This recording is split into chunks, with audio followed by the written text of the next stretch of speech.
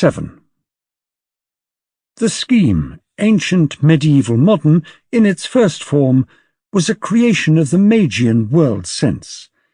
It first appeared in the Persian and Jewish religions after Cyrus, received an apocalyptic sense in the teaching of the Book of Daniel on the 4 world eras, and was developed into a world history in the post-Christian religions of the East, notably the Gnostic systems. This important conception, within the very narrow limits which fixed its intellectual basis, was unimpeachable. Neither Indian nor even Egyptian history was included in the scope of the proposition. For the Magian thinker, the expression world history meant a unique and supremely dramatic act, having as its theatre the lands between Hellas and Persia, in which the strictly dualistic world sense of the East expressed itself not by means of polar conceptions like the soul and spirit, good and evil of contemporary metaphysics, but by the figure of a catastrophe, an epochal change of phase between world creation and world decay. Footnote. In the New Testament, the polar idea tends to appear in the dialectics of the Apostle Paul, while the periodic is represented by the Apocalypse. End of footnote. No elements beyond those which we find stabilized in the classical literature on the one hand, and the Bible, or other sacred book of the particular system, on the other, came into the picture, which presents, as the old and the new respectively, the easily grasped contrasts of Gentile and Jewish, Christian and heathen, classical and oriental, idol and dogma, nature and spirit, with a time connotation, that is, as a drama in which the one prevails over the other. The historical change of period wears the characteristic dress of the religious redemption. This world history, in short, was a conception narrow and provincial, but within its limits logical and complete. Necessarily, therefore, it was specific to this region and this humanity, and incapable of any natural extension. But to these two there has been added a third epoch, the epoch that we call modern, on Western soil, and it is this that for the first time gives the picture of history the look of a progression. The Oriental picture was at rest. It presented a self-contained antithesis, with equilibrium as its outcome, and a unique divine act as its turning point. But adopted and assumed by a wholly new type of mankind, it was quickly transformed, without anyone's noticing the oddity of the change, into a conception of a linear progress. From Homer or Adam, the modern can substitute for these names the Indo-German, Old Stone Man, or the Pithecanthropus, through Jerusalem, Rome, Florence, and Paris, according to the taste of the individual historian, thinker, or artist, who has unlimited freedom in the interpretation of the 3-part scheme. This third term, modern times, which in form asserts that it is the last and conclusive term of the series, has in fact, ever since the Crusades, been stretched and stretched again to the elastic limit at which it will bear no more. It was at least implied, if not stated in so many words, that here, beyond the ancient and the medieval, something definitive was beginning, a third kingdom in which, somewhere, there was to be fulfillment and culmination, and which had an objective point. As to what this objective point is, each thinker, from schoolman to present-day socialist, backs his own peculiar discovery. Such a view into the course of things may be both easy and flattering to the patentee, but in fact he has simply taken the spirit of the West, as reflected in his own brain, for the meaning of the world. So it is that great thinkers, making a metaphysical virtue of intellectual necessity, have not only accepted, without serious investigation, the scheme of history agreed by common consent, but have made of it the basis of their philosophies, and dragged in God as author of this or that world plan. Evidently, the mystic number 3 applied to the world ages has something highly seductive for the metaphysician's taste. History was described by Herder as the education of the human race, by Kant as an evolution of the idea of freedom, by Hegel as a self-expansion of the world spirit, by others in other terms. But as regards its ground plan, everyone was quite satisfied when he had thought out some abstract meaning for the conventional threefold order.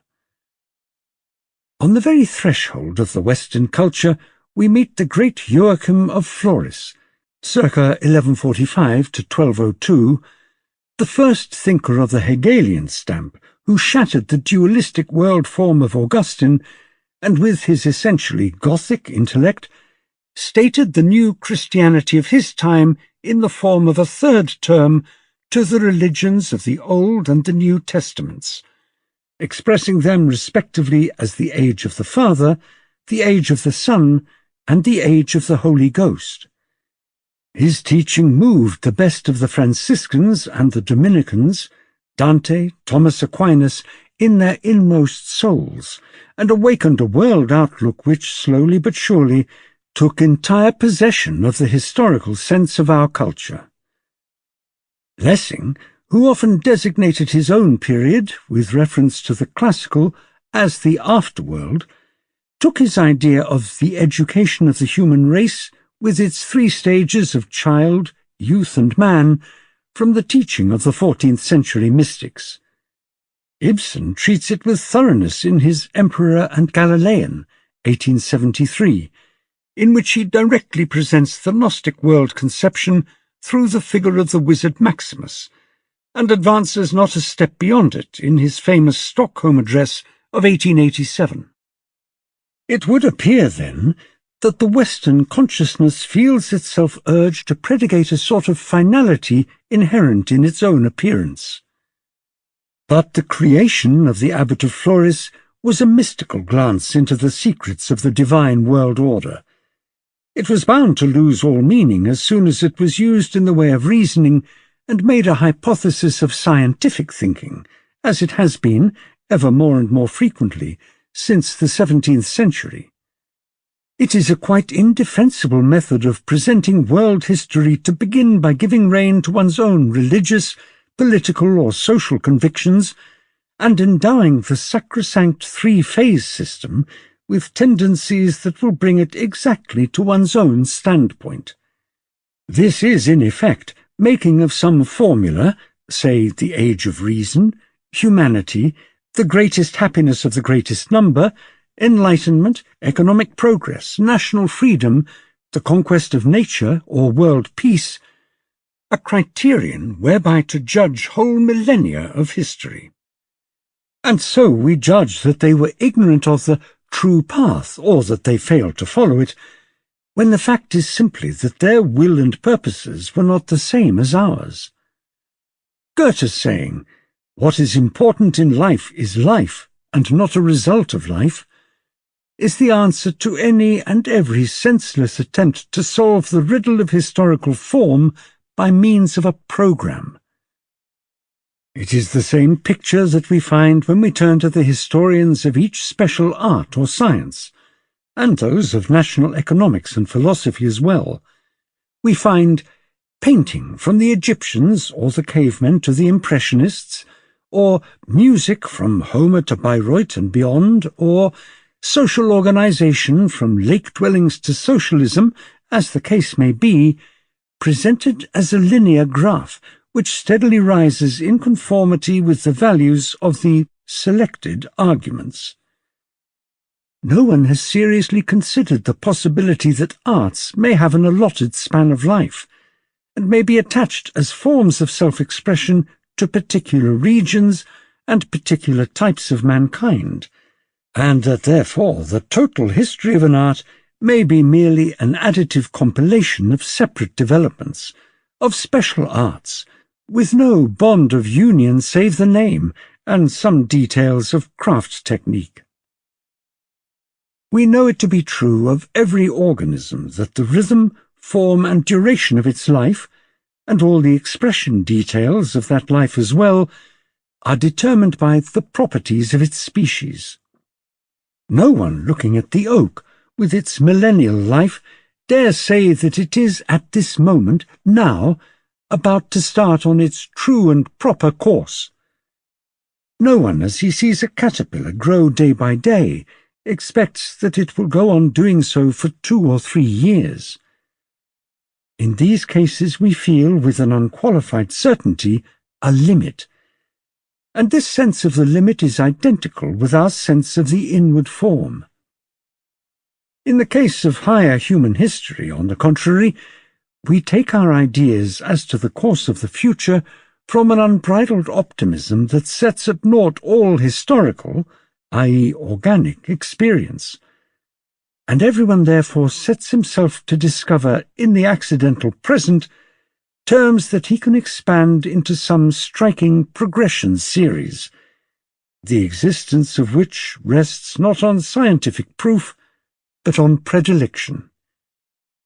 He works upon unlimited possibilities, never a natural end, and from the momentary top course of his bricks plans artlessly the continuation of his structure. Mankind, however, has no aim, no idea, no plan, any more than the family of butterflies or orchids. Mankind is a zoological expression, or an empty word. Footnote. Mankind, it is an abstraction. There are, always have been, and always will be, men, and only men. Goethe to Luden. End of footnote. But conjure away the phantom, break the magic circle, and at once there emerges an astonishing wealth of actual forms. The living, with all its immense fullness, depth, and movement, hitherto veiled by a catchword, a dry-as-dust scheme, and a set of personal ideals. I see in place of that empty figment of one linear history, which can only be kept up by shutting one's eyes to the overwhelming multitude of the facts, the drama of a number of mighty cultures, each springing with primitive strength from the soil of a mother region to which it remains firmly bound throughout its whole life cycle, each stamping its material, its mankind, in its own image, each having its own idea, its own passions, its own life, will and feeling, its own death. Here indeed are colours, lights, movements that no intellectual eye has yet discovered. Here the cultures, peoples, languages, truths, gods, landscapes, bloom and age as the oaks and the stone pines, the blossoms, twigs and leaves. But there is no aging mankind. Each culture has its own new possibilities of self-expression which arise, ripen, decay, and never return. There is not one sculpture, one painting, one mathematics, one physics, but many, each in its deepest essence different from the others, each limited in duration and self-contained, just as each species of plant has its peculiar blossom or fruit, its special type of growth and decline. These cultures, sublimated life essences, grow with the same superb aimlessness as the flowers of the field. They belong, like the plants and the animals, to the living nature of Goethe, and not to the dead nature of Newton. I see world history as a picture of endless formations and transformations, of the marvellous waxing and waning of organic forms. The professional historian, on the contrary, sees it as a sort of tapeworm, industriously adding on to itself one epoch after another. But the series Ancient, Medieval, Modern History has at last exhausted its usefulness. Angular, narrow, shallow though it was as a scientific foundation, still we possessed no other form that was not wholly unphilosophical in which our data could be arranged. And world history, as hitherto understood, has to thank it for filtering our classifiable solid residues. But the number of centuries that the scheme can by any stretch be made to cover has long since been exceeded, and with the rapid increase in the volume of our historical material, especially of material that cannot possibly be brought under the scheme, the picture is beginning to dissolve into a chaotic blur. Every historical student who is not quite blind knows and feels this, and it is as a drowning man that he clutches at the only scheme which he knows of. The word Middle Age, invented in 1667 by Professor Horn of Leiden, has today to cover a formless and constantly extending mass which can only be defined, negatively, as everything not classifiable under any pretext in one of the other two tolerably well-ordered groups. We have an excellent example of this in our feeble treatment and hesitant judgment of modern Persian, Arabian and Russian history. But above all, it has become impossible to conceal the fact that this so-called history of the world is a limited history, first of the Eastern Mediterranean region, and then, with an abrupt change of scene at the migrations, an event important only to us and therefore greatly exaggerated by us, an event of purely Western and not even Arabian significance, of West-Central Europe. Footnote: Middle Ages connotes the history of the space-time region in which Latin was the language of the Church and the learned. The mighty course of Eastern Christianity which, long before Boniface, spread over Turkestan into China and through Sabia into Abyssinia, was entirely excluded from this world history. End of footnote. When Hegel declared so naively that he meant to ignore those peoples which did not fit into his scheme of history, he was only making an honest avowal of methodic premises that every historian finds necessary for his purpose, and every historical work shows in its layout. In fact, it has now become an affair of scientific tact to determine which of the historical developments shall be seriously taken into account and which not. Ranke is a good example.